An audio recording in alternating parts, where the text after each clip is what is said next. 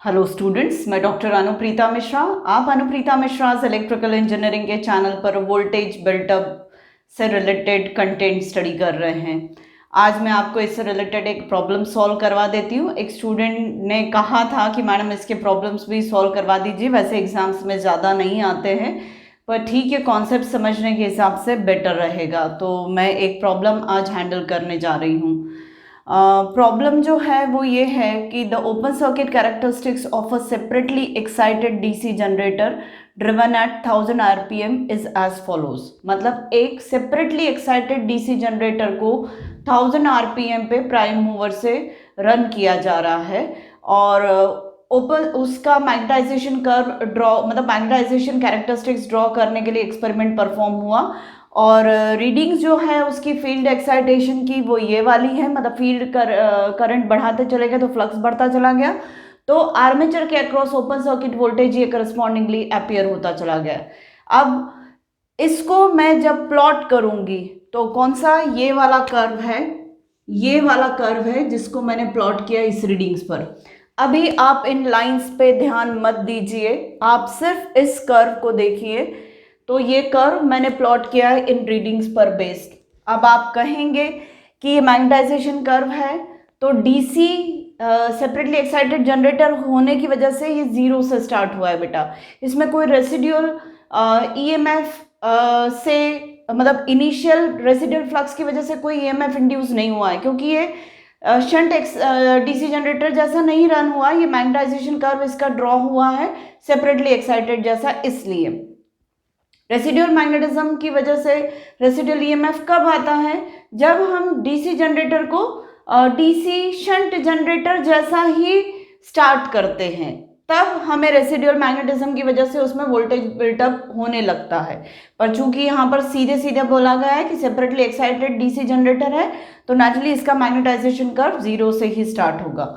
अब इन रीडिंग्स पर बेस्ड मैंने ये पूरे जो ये सर्कुलर डॉट्स है, पॉइंट्स है, वो इसके करस्पॉन्डिंग है 0.2 और 30 के करस्पॉन्डिंग 0.2 IF।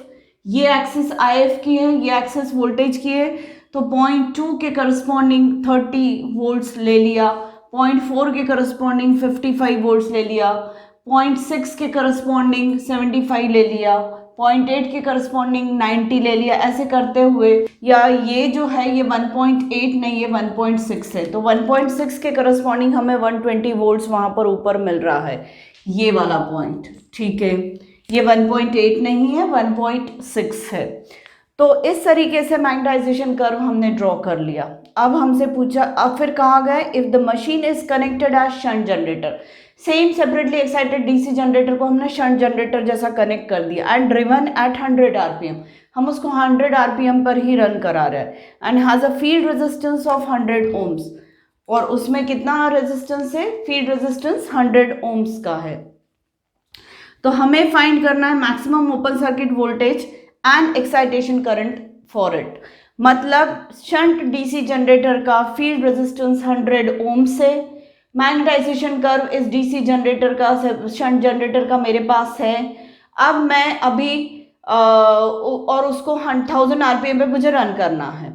तो अब मुझे पता करना है ऑन पेपर, ये सब ऑन पेपर चल रहा है बेटा, ऑन पेपर मुझे पता करना है कि इसका वोल्टेज मैक्सिमम कहाँ तक राइज होगा। तो जो वोल्टेज बिल्टअप प्रोसेस में मैंने बताया था कि अगर 100 जहाँ पर फील्ड रेजिस्टेंस की लाइन और मैग्नेटाइजेशन कर्व जहाँ एक दूसरे को इंटरसेक्ट करते हैं, उस मैक्सिमम पॉइंट तक ईएमएफ राइज होता है। तो मैं यहाँ तक मुझे ईएमएफ राइज होगा इस डीसी शंट जनरेटर का, और वो कितना होगा 100, और कितने फील्ड एक्साइटेशन पर होगा 1 एम्पियर्स पर। यही हमसे पूछा गया है, maximum open circuit voltage and excitation current for it. पर अब इसको करना कैसे, ये तो मैंने पहले से ड्रॉ करके रख दिया है क्योंकि इनकन्वीनियंस ना हो वीडियो शूट के दौरान, इसलिए।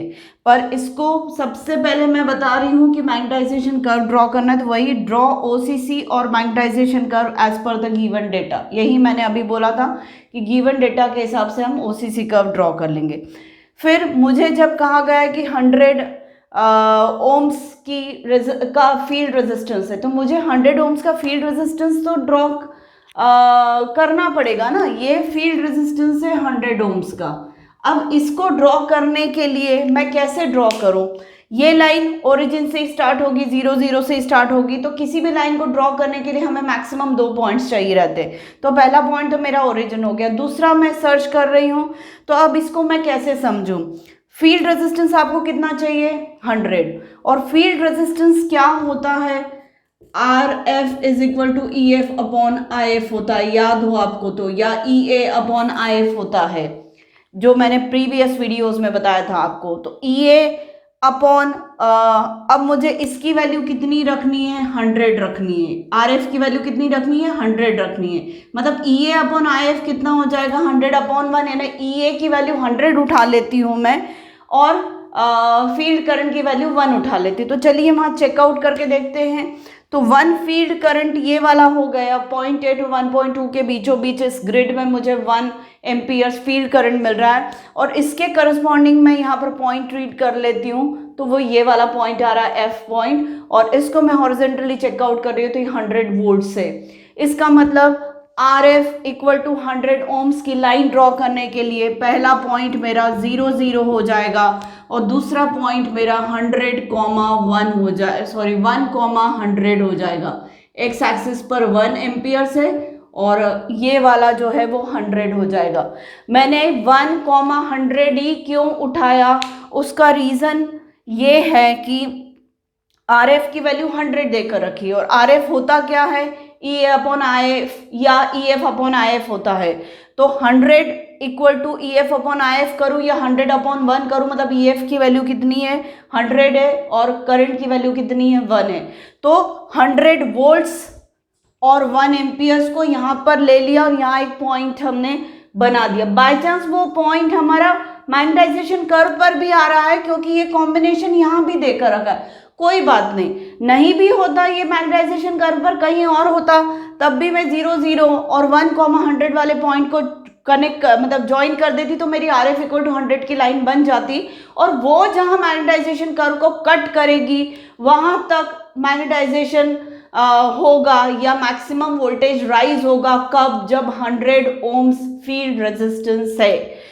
इस पर्टिकुलर पार्ट का मतलब यही है कि 100 ओम्स के फील्ड रेजिस्टेंस होने पर, 100 ओम्स का फील्ड रेजिस्टेंस होने पर वोल्टेज कहाँ तक मैक्सिमम ओपन सर्किट राइज होगा वो पता करना है। तो हमें मैग्नेटाइजेशन कर्व और 100 ओम्स के फील्ड रेजिस्टेंस की लाइन ड्रॉ करनी पड़ेगी।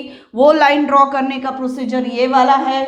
वो line R F equal to 100 की लाइन और मैग्नेटाइजेशन कर्व जहां एक दूसरे को इंटरसेक्ट करेंगे वहां तक मैक्सिमम वोल्टेज राइज होगा इस डीसी शंट जनरेटर का। और बाय चांस इंटरसेक्शन 1,100 पर ही हो रहा है, तो इसका आंसर ये होगा कि वोल्टेज कितना राइज होगा? 100 वोल्ट्स, और कितने फील्ड एक्साइटेशन पर? 1 एम्पियर्स के फील्ड एक्साइटेशन पर 100 वोल्ट्स का वोल्टेज राइज या मैक्सिमम ईएमएफ ओपन सर्किट वाला राइज होगा।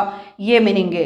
तो यहाँ पर मैंने 4 पॉइंट्स में पूरा डिटेल में यही जो प्रोसीजर मैंने बोली है, पहला तो मैग्नेटाइजेशन कर्व ड्रॉ करना, दूसरा आरएफ की लाइन ड्रॉ करना। आरएफ की लाइन कैसे ड्रॉ करना वो मैंने इस पॉइंट में लिखा है। उसके बाद जहाँ पे इंटरसेक्शन होगा आरएफ की लाइन का मैग्नेटाइजेशन कर्व के साथ, कौन सी आरएफ की लाइन? 100 ओम्स की, वो पॉइंट हो जाएगा आपका मैक्सिमम वोल्टेज राइज वाला पॉइंट, जहाँ तक डीसी जनरेटर शंट जनरेटर का मैक्सिमम वोल्टेज राइज होगा। अब हमें सेकेंड पॉइंट ये फाइंड करना है कि क्रिटिकल रेजिस्टेंस कितना है। तो अब क्रिटिकल रेजिस्टेंस के लिए हमें जो है एक मैग्नेटाइजेशन कर्व से हमें टेंजेंशियल एक लाइन ड्रॉ करनी पड़ेगी। तो हमने ये टेंजेंशियल लाइन ड्रॉ कर ली मैग्नेटाइजेशन कर्व से। ये हमारा क्रिटिकल रेजिस्टेंस, इसकी वैल्यू, इस लाइन का जो स्लोप होगा वो क्रिटिकल रेजिस्टेंस की वैल्यू बताएगा। और इस लाइन के स्लोप को मैं यहाँ पर भी रीड कर सकती हूँ। तो कितना हो जाएगा क्रिटिकल रेजिस्टेंस? आरसी की वैल्यू कितनी हो जाएगी? तो मैं यहीं करके बता देती हूँ आप लोगों को। मैं बी का सॉल्यूशन दे रही हूँ अब, और आरसी की वैल्यू इस पॉइंट को रीड करती हूँ। तो माना कि ये है 30 और ये वाला है माना कि 0.2, तो हो जाएगा क्रिटिकल रेजिस्टेंस जो होगा 30 डिवाइडेड बाय 0.2, मतलब ये हो जाएगा 150 ओम्स का क्रिटिकल रेजिस्टेंस हो जाएगा, क्योंकि क्रिटिकल रेजिस्टेंस की लाइन हमेशा मैग्नेटाइजेशन कर्व के टेंजेंशियली होती है। तो वो टेंजेंशियल लाइन हमने ड्रॉ कर ली और वो लाइन पर एक पॉइंट रीड आउट कर रही हूँ, तो मैं ये वाला पॉइंट रीड आउट कर रही हूँ 0.2 IF की वैल्यू और 30 किसकी वैल्यू हो गई, वोल्टेज की। तो रेजिस्टेंस की वैल्यू हो जाएगी वोल्टेज डिवाइडेड बाय करंट, तो 30 डिवाइडेड बाय 0.2 मतलब 150 ओम्स का क्रिटिकल रेजिस्टेंस हो गया है। अब अगली चीज हमसे क्या कहा है, find RF for the voltage to build up to 115 volts. मतलब थर्ड पार्ट मुझसे पूछा गया है कि RF की वैल्यू कितनी होगी कि हमें वोल्टेज कहाँ तक बढ़ाना है, 115 वोल्ट्स तक राइज होना चाहिए। फर्स्ट पार्ट में हमें ये समझ में आया कि वोल्टेज कितना राइज हो सकता है, 100 ओम्स की फील्ड रेजिस्टेंस की वजह से जनरेटर का आर्मेचर के अक्रॉस का वोल्टेज कहाँ तक राइज हो सकता है, 100 वोल्ट्स, ये हमें पता चला। पर अब वो कह रहे हैं कि आपको 115 वोल्ट्स तक राइज करना है, मतलब 100 वोल्ट्स नहीं, आपका वोल्टेज राइज होना चाहिए डीसी जनरेटर का, डीसी शंट जनरेटर का 115 तक वोल्ट्स तक। तो अब मैं 115 वोल्ट्स तक वोल्टेज राइज करवाना है। मैंने स्केल ले लिया है क्योंकि फिगर बहुत बड़ा है, सीधी लाइन ड्रॉ करने में मुझे परेशानी होती है। अब हमें ऐसा फील्ड रेजिस्टेंस रखना है जो 115 तक वोल्टेज को राइज कर सके। तो अब पहले तो 115 का पॉइंट ये है, ये रीड कर ले, या ये वाला पॉइंट मैग्नेटाइजेशन कर्व का जो मुझे यहाँ भी मिल रहा है 115 वोल्ट्स 1.4 एक्साइटेशन पर हो रहा है, तो ये पॉइंट मेरा पहले से लोकेटेड है। अब मुझे रेजिस्टेंस की लाइन जो है 0 से यहाँ तक ड्रॉ करनी चाहिए, क्योंकि यही मुझे बताएगा कि इतना रेजिस्टेंस इस स्लोप वाली लाइन का जो भी वैल्यू होगी स्लोप की वो सपोर्ट करेगी 115 तक वोल्टेज राइज करने में। अब इसका अगर आपको स्लोप चेक करना है तो सीधे सीधे बेटा मैं एक स्लोप चेक कर लेती हूँ, 115 के करस्पॉन्डिंग 1.4 है। तो RF required to generate 115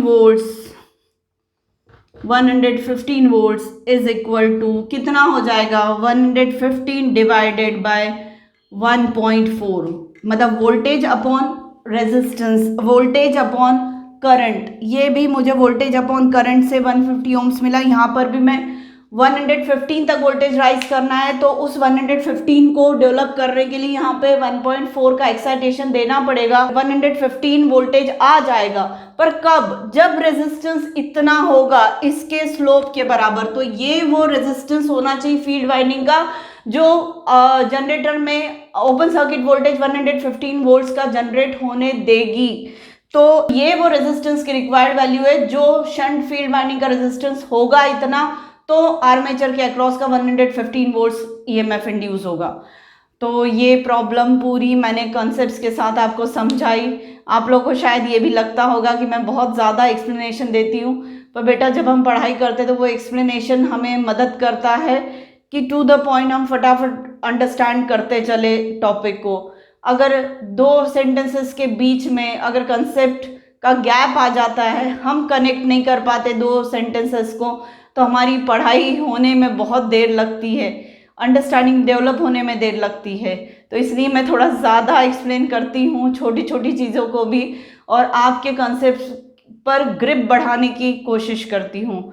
तो प्लीज़ अगर मेरा आज का कंटेंट आपको पसंद आया हो तो तुरंत लाइक करिए, मेरे चैनल को सब्सक्राइब करिए और मेरे वीडियोस को ज़्यादा से ज़्यादा शेयर करिए, और आप खुद भी उससे पढ़ाई करके ज़्यादा से ज़्यादा फ़ायदा उठाने की कोशिश करिए। Thank you.